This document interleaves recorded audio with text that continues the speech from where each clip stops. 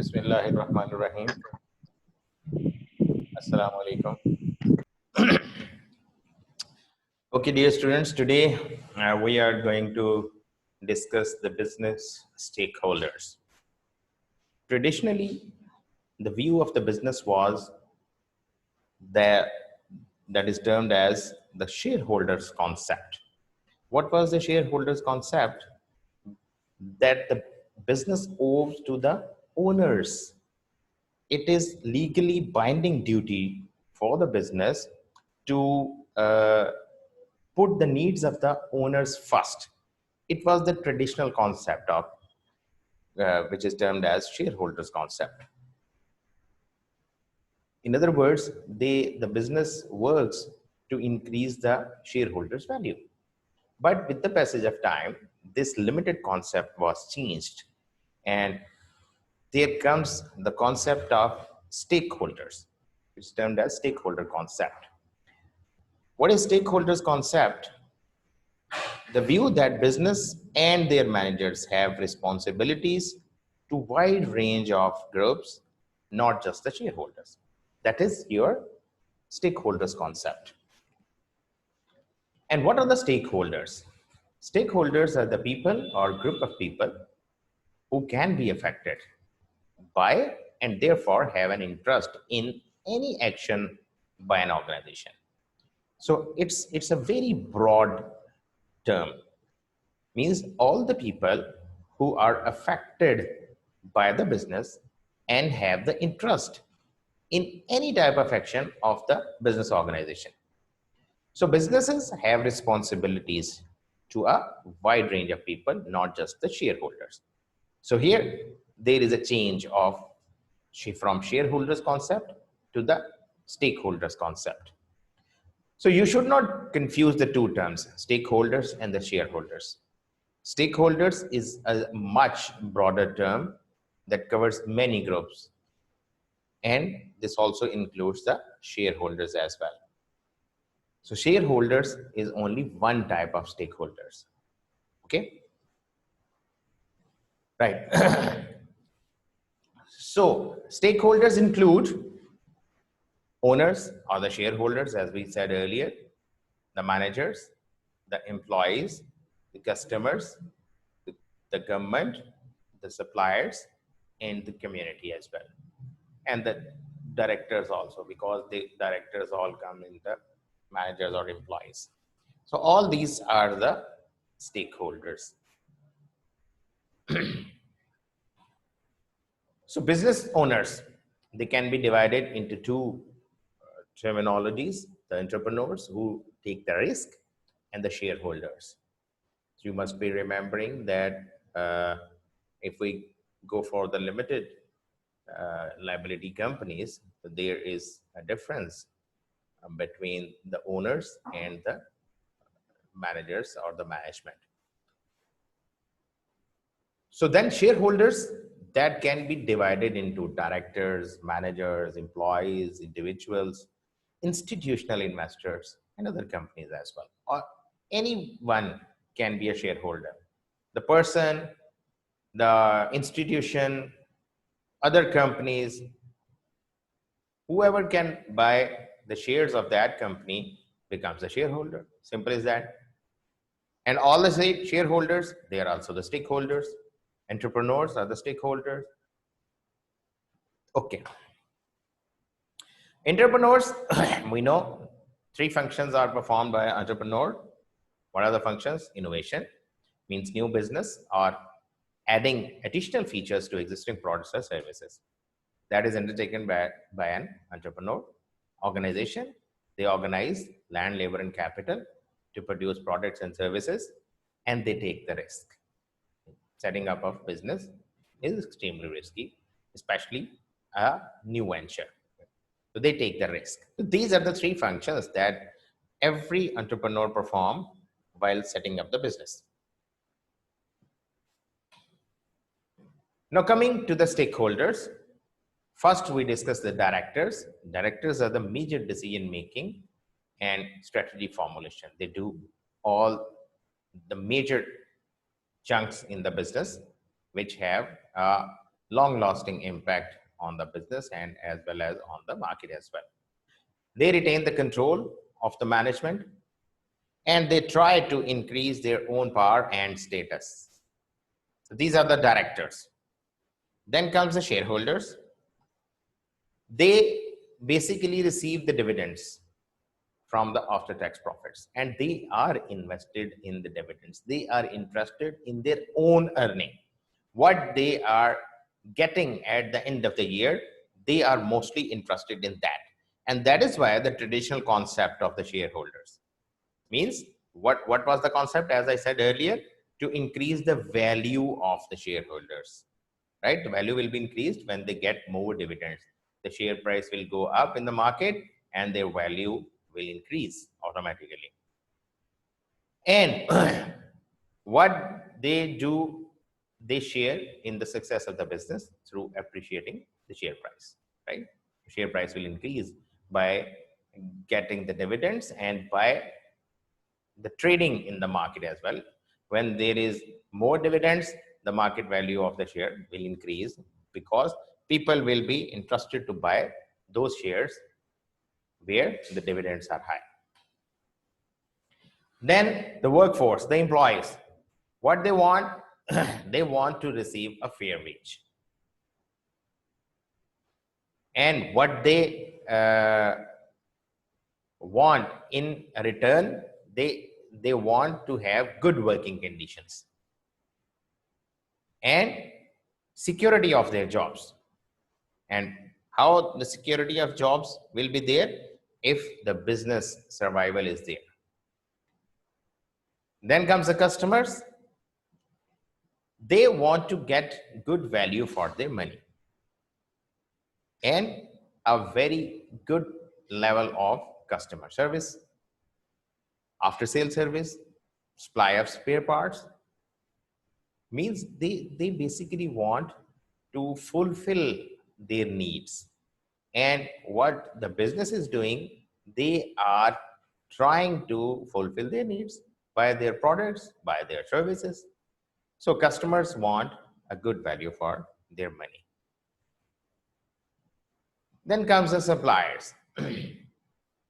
Suppliers to continue to sell profitably to the business. And what they want to be paid promptly, paid for goods supplied. There must not be any delays. And banks and lenders, they are also the stakeholders to be paid back in full when prepayments are due and to receive interest on the loan when due. Community to benefit from employment opportunities and to be free from environmental issues. And the government. Government is interested naturally in the tax revenue and tax revenue from the profitable businesses. They are also to direct the operations of the business for the benefit of nation and control the business to ensure that it remains within the laws of the state and to assist the business as per the local and national policy. They try that the business competition will remain good and there must not be created monopolies because the monopolies hurt the economy. And for that purpose, they have different institutions, different enforcing agencies which check the competition of the businesses. That is termed as यहाँ पे जो पाकिस्तान में है उसको कहते हैं competition commission of Pakistan, जो ये चेक करता है कि बिजनेसेस जो हैं वो फेयर कंपटीशन कर रहे हैं और कोई ऐसा प्रॉब्लम नहीं है जिसकी वजह से कहीं की कोई मोनोपोली क्रिएट ना हो जाए. कुछ मोनोपोलीज वैसे ही एग्जिस्ट करती हैं, जैसे कि अगर आप यहाँ पे देखो तो वापडा एक इन इटसेल्फ मोनोपोली है.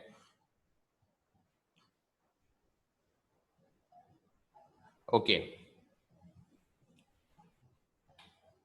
Then competitors. Yes. To compete by all lawful means. हमने यहाँ पे lawful means लिखा है, लेकिन कल हमने ethics की बात भी की थी and code of ethics, code of conduct की बात की थी. तो यहाँ पे लॉफुल मीन्स तो होंगे ही होंगे, क्योंकि लॉफुल मीन्स में गवर्नमेंट आपको आगे पकड़ सकती है कि आपने अनलॉफुल कोई तरीका इख्तियार किया है। बट अगर आप अनएथिकल मीन्स यूज कर रहे हो तो फिर गवर्नमेंट तो नहीं पकड़ेगी, लेकिन आपको खुद एक फीलिंग आएगी कि आपने कोई गलत काम किया। तो सो कंपटीशन होना चाहिए by all lawful means and by all ethical means, right? तो कॉम्पिटिटर्स क्या कहेंगे? To differentiate products from those of the rivals and to compare the performance with other businesses as well. तो competitors जो हैं वो अपने competition में यही करेंगे। Okay, so these are the different types of stakeholders, and we can also see the impact of the different decisions on the different types of stakeholders as well. Like if we go for the expansion of the business by building like a new facility, new head office, so what will happen? क्या impact employees पे क्या impact आएगा? देखें, naturally there will be more jobs, और उसके साथ साथ क्या होगा कि there would be because you are expanding your business facility, so there would be disruption during that building, and there would be more complexity in the communication and the coordination as well because of the expansion. So that is how. और community पे क्या impact आएगा? Naturally, अगर ज्यादा jobs create होंगी, ज्यादा लोगों को रोजगार मिलेगा, तो इर्द गिर्द के लोगों के जो लिविंग कंडीशंस हैं वो बेहतर हो जाएंगी।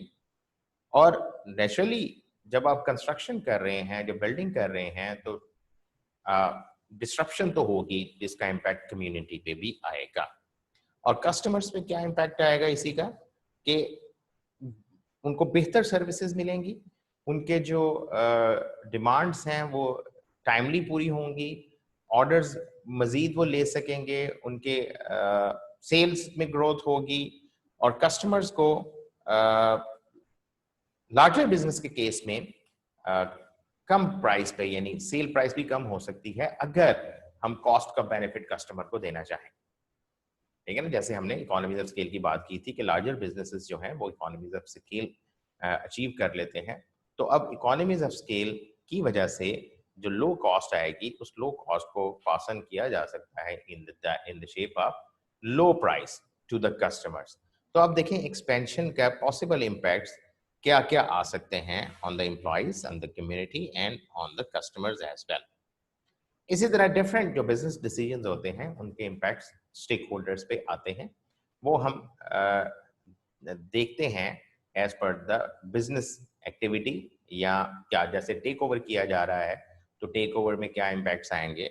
इसी तरह अगर हम उसको बिजनेस को रीफॉर्म कर रहे हैं इन द शेप ऑफ के उसको हम कैपिटल इंटेंसिव बना दें बजाय इसके कि लेबर इंटेंसिव के, ज़्यादा मैकेनाइज कर दें, तो उसके इम्पैक्ट्स क्या आएंगे।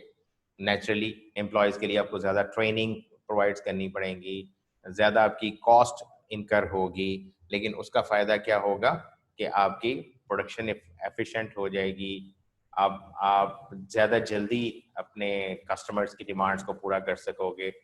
तो ये इस तरह से हम डिफरेंट जो बिजनेस डिसीजंस हैं उनके इम्पैक्ट देखते हैं कि क्या क्या इम्पैक्ट्स आ सकते हैं अपने एम्प्लॉयज पे। और इसी तरह जब हम बात करते हैं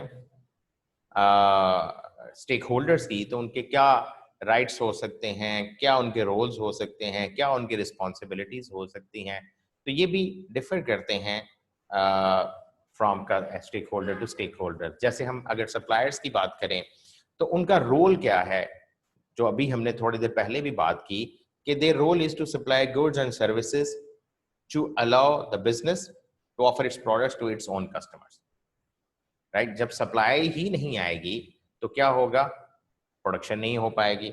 अब राइट्स क्या हैं, ये उनका हक क्या है कि उनको टाइमली पेमेंट हो जाए, उनकी पेमेंट्स डिले ना हो, और उनको फेयर तरीके से ट्रीट किया जाए, अनफेयर तरीके से उनकी पेमेंट्स को रोका ना जाए, अनफेयर मींस ना यूज किए जाएं, और उनको मतलब इस तरह से ट्रीट किया जाए कि जिस तरह वो भी पार्ट ऑफ द बिजनेस है, right?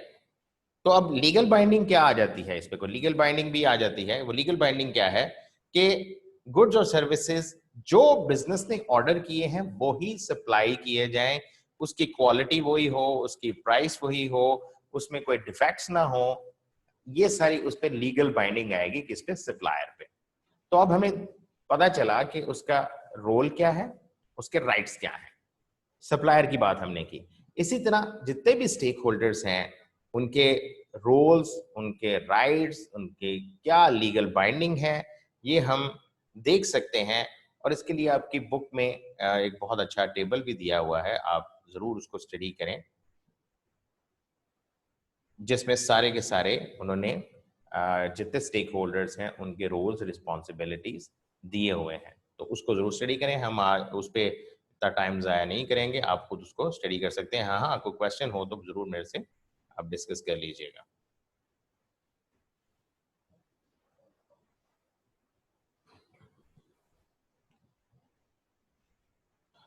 Okay, so moving on,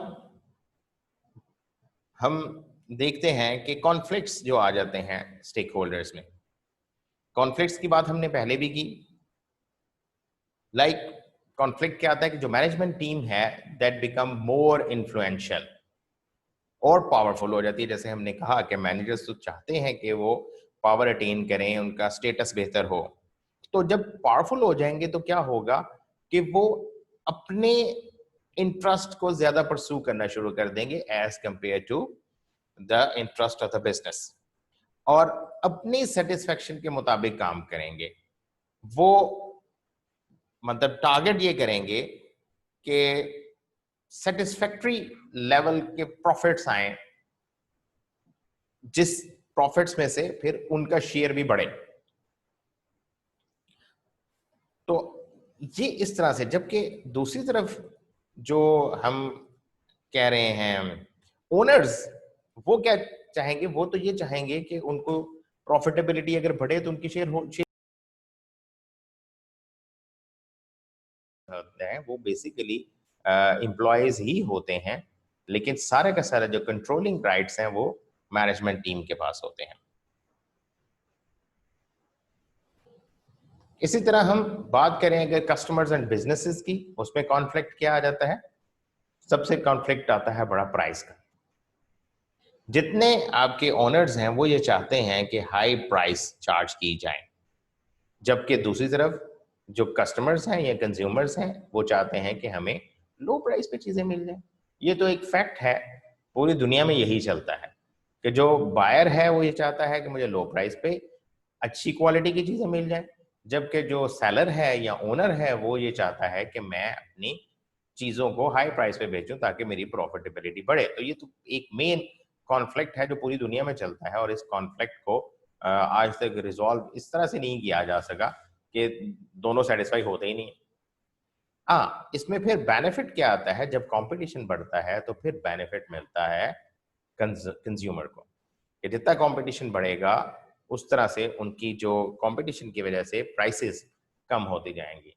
लेकिन दूसरी तरफ अगर कंपटीशन नहीं होता, जो हमने पहले बात की कि अगर मोनोपोली हो जाती है तो फिर मोनोपोली में कंज्यूमर को कोई खास बेनिफिट नहीं होता, फिर तो जो भी प्राइस आ जाए वो उसको पे करनी पड़ती है। और मैंने एग्जांपल दी वापडा की। अब वापडा में अब पर यूनिट इलेक्ट्रिसिटी चार्जेस जितने मर्जी वो बढ़ा दें, कोई भी नहीं बोल सकता, कोई भी कुछ नहीं कह सकता, उनको पे करना है, क्योंकि इलेक्ट्रिसिटी प्रोवाइड करने वाला कौन है? सिर्फ वापडा, और कोई है ही नहीं। अगर उसके अलावा कोई हो तो फिर कोई कंपटीशन हो, और कंपटीशन हो तो फिर प्राइसेस कम हो। इसी तरह अगर हम क्वालिटी की बात करें तो कस्टमर्स चाहते हैं कि हमें लो प्राइस में हाई क्वालिटी चीजें मिलें। जबकि बिजनेसेस ये चाहते हैं कि हमारी क्वालिटी प्रोडक्ट्स हैं तो हमें उसके अगेंस्ट प्रीमियम प्राइस मिले, प्रीमियम प्राइस हम चार्ज करें। डिलीवरी टाइम की भी यही बात है कि कस्टमर ये चाहता है कि मुझे इन टाइम डिलीवरी हो, प्रॉम्प्ट डिलीवरी हो, जो ही मैंने ऑर्डर किया जिस जिस टाइम पे कहा डिलीवरी टाइम वो हो। जबकि बिजनेस की तरफ से डिलीवरी टाइम में डिले हो सकते हैं because of the frequency of orders या फ्रीक्वेंसी ऑफ द कस्टमर्स। इसी तरह कस्टमर्स ये चाहता है कि उसको बड़ी अच्छी आफ्टर सेल सर्विस मिले, और बिजनेस भी ये चाहते हैं कि आफ्टर सेल सर्विस अच्छी प्रोवाइड की जाए ताकि उनके बिजनेस की रेपुटेशन बेहतर हो, साख उनकी अच्छी हो। लेकिन एट टाइम्स ऐसा हो जाता है कि because of the rush of the work या आफ्टर सेल सर्विसेज टाइमली अगर ना प्रोवाइड की जाए तो उसकी वजह से इम्पैक्ट किस पे आता है, कस्टमर पे, और कस्टमर जो है वो फिर उसको अच्छा फील नहीं करता, दे एक इल फीलिंग आती है, और ये कॉन्फ्लिक्ट रेज होता है आफ्टर सेल सर्विस में भी। सप्लायर्स और मैनेजर्स का कॉन्फ्लिक्ट क्या आ सकता है कि अगर पेमेंट सप्लायर को डिलेड कर रहे हैं, लेट कर रहे हैं, तो सप्लायर नेचुरली फिर आपके सप्लाईज के हवाले से इतना ज्यादा प्रॉम्प्ट नहीं होगा, वो ऑन टाइम डिलीवरी नहीं देगा, वो एज पर जो रिक्वायर्ड क्वालिटी है उसको नहीं फॉलो करेगा, तो ये एक कॉन्फ्लिक्ट फिर रेज हो जाएगा। इसी तरह ओनर्स और कम्युनिटी के दरमियान कॉन्फ्लिक्ट कैसे आता है? सबसे बड़ा कॉन्फ्लिक्ट होता है threat to the quality of life. Community जाहिर है ये चाहती है कि अगर कोई भी बिजनेस काम कर रहा है इन द विसिनिटी तो एनवायरमेंटल इश्यूज कोई ना हो, कोई एनवायरमेंट को वो पोल्यूट ना करें, लोकल कम्युनिटी में डिस्टर्बेंस ना हो, तो ये सारे क्या है, ये उनकी क्वालिटी ऑफ लाइफ के साथ अटैच्ड है। जबकि ओनर्स ओनर्स तो चाहते हैं बस हमारी अर्निंग हो, हमारी प्रॉफिटेबिलिटी हो, वो ज्यादातर तो इस चीज को सोचते ही नहीं। तो ये एक कॉन्फ्लिक्ट रेज होता है ओनर्स और कम्युनिटी के दरमियान।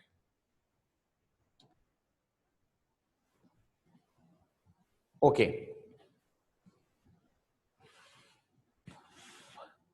आगे कुछ ये टर्म्स हैं, इनको हम देख लेते हैं, फिर इसके बाद हम देखेंगे कि ये जो कॉन्फ्लिक्ट है, जो खासतौर पे हमने बात की मैनेजर्स और कम्युनिटी की या ओनर्स और कम्युनिटी की, उसको कैसे रिजॉल्व किया जाता है through corporate social responsibility.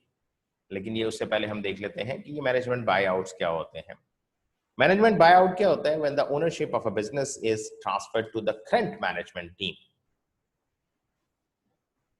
Current management team जब उसको ओनरशिप एक्वायर कर लेती है तो उसको हम कहते हैं मैनेजमेंट बाय आउट। अब यहाँ से करंट मैनेजमेंट टीम के पास फंड्स कहाँ से आएंगे? तो funds are provided for buying the shares by the team itself. वो खुद अपने से इकट्ठे करेंगे पैसे, या फिर कोई फाइनेंशियल इंस्टीट्यूशन उनको पैसे देगा, या कोई बैंक देगा, या कोई वेंचर कैपिटलिस्ट देगा।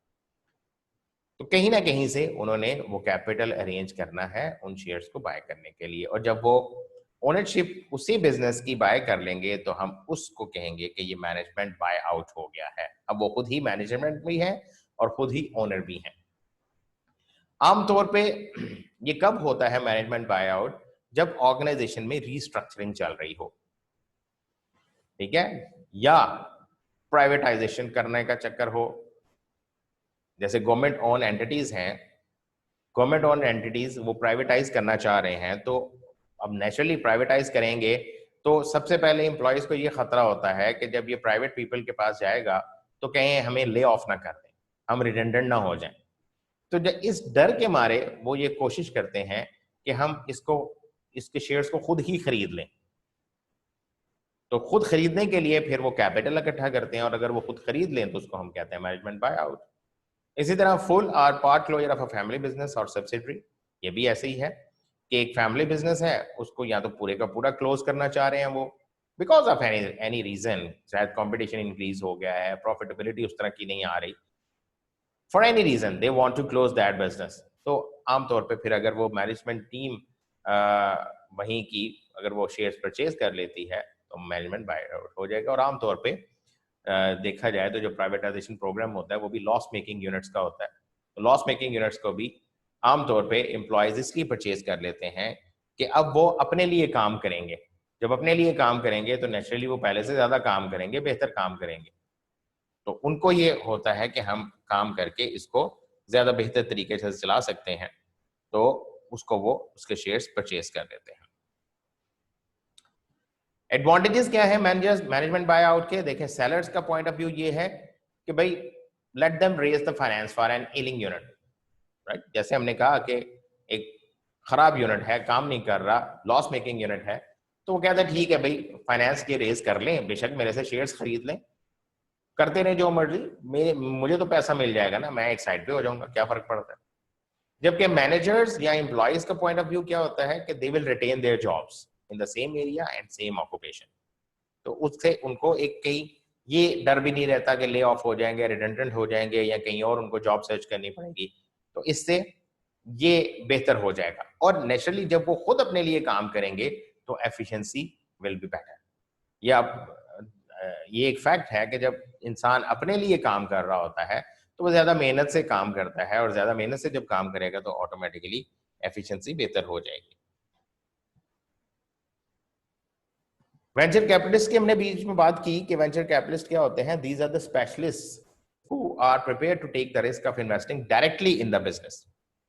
तो वो क्या करते हैं कि वो इन्वेस्टमेंट करते हैं, कैपिटल इंजेक्ट करते हैं इन द बिजनेस, यानी रिस्क ले रहे होते हैं ना। अब ये तो नहीं करते कि कैपिटल इंजेक्ट किया तो वो फ्री ऑफ कॉस्ट होगा, naturally they will earn the interest against that capital, लेकिन वो रिस्क लेने को तैयार होते हैं। और इसीलिए वो जो कैपिटल इन्वेस्ट करते हैं उसको हम रिस्क कैपिटल कहते हैं, right. The capital provided by the venture capitalist is termed as the risk capital. और अगर ऐसा कभी हो जाए कि अगर देखें मैनेजमेंट बाय आउट हुआ था, मैनेजमेंट बाय आउट हुआ लेकिन वो फिर चल नहीं पाया, जो मैनेजमेंट टीम जिसने शेयर्स परचेज किए वो उसको नहीं प्रॉपरली चला पाए, तो अब क्या होगा, क्योंकि वेंचर कैपिटलिस्ट ने कैपिटल इंजेक्ट किया हुआ था तो उसके पास राइट है कि वो उसको टेक ओवर कर ले, ठीक है। तो जब वो टेक ओवर करेगा तो उसको हम कहेंगे कि that is leveraged buy out. अब वो मैनेजमेंट बाय आउट नहीं रहा, वो लीवरेज्ड बाय आउट हो गया। और ये शुरू में भी हो सकता है कि वेंचर कैपिटलिस्ट पूरे का पूरा कंट्रोल अगर ले लेता है, यानी उसने कहा जी मैं कैपिटल इंजेक्ट कर देता हूं, आप अपनी जॉब्स पे भी रहोगे, आप काम करो, लेकिन कंट्रोल मेरा होगा, तो फिर उसको हम मैनेजमेंट बाय आउट नहीं कहेंगे, उसको हम लीवरेज्ड बाय आउट कहेंगे। Then comes management buy in. अब इसमें क्या होता है कि when an outside management team takes over the business. वहां पे क्या था, इनसाइड मैनेजमेंट टीम थी जिसने टेक ओवर किया था, तो मैनेजमेंट बाय आउट का नाम दिया था, और इसको हमने मैनेजमेंट बाय इन का नाम दिया है। इन्वेस्टर्स बाय आउट क्या होता है, when the seller negotiate more closely with the funds provider rather than the management team. अब यहाँ पे अगेन वही बात हो रही है कि जाना तो कंट्रोल मैनेजमेंट टीम के साथ है, लेकिन सेलर किसके साथ निगोशिएट कर रहा है, जो कैपिटल प्रोवाइड कर रहा है, जो फंड्स प्रोवाइड कर रहा है। तो जब ऐसी सूरत हाल हो तो जो भी टर्म्स एंड कंडीशन सेट होती हैं वो विद द फंड प्रोवाइडर होती हैं, तो उसको हम इन्वेस्टर्स बाय आउट कहते हैं इसलिए। और लास्ट जो होता है वो that is by in management buy outs, जिसको हम बिम्बोस कहते हैं, when an external management team combined with the existing management team by the business from the owner. अब दोनों टीम्स इकट्ठी हो गई, यानी एक्सटर्नल मैनेजमेंट टीम भी और एग्जिस्टिंग इंटरनल मैनेजमेंट टीम भी, दोनों ने कंबाइन होके बिजनेस को टेक ओवर कर लिया, तो उसको कहेंगे buy in management buy outs, और आम उसको एब्रीविएशन में कहा जाता है बिम्बोस, राइट। तो यहाँ पे आज हम खत्म करते हैं, और कल इंशाल्लाह हम आगे शुरू करेंगे corporate social responsibility. We'll have answer question after 5 minutes.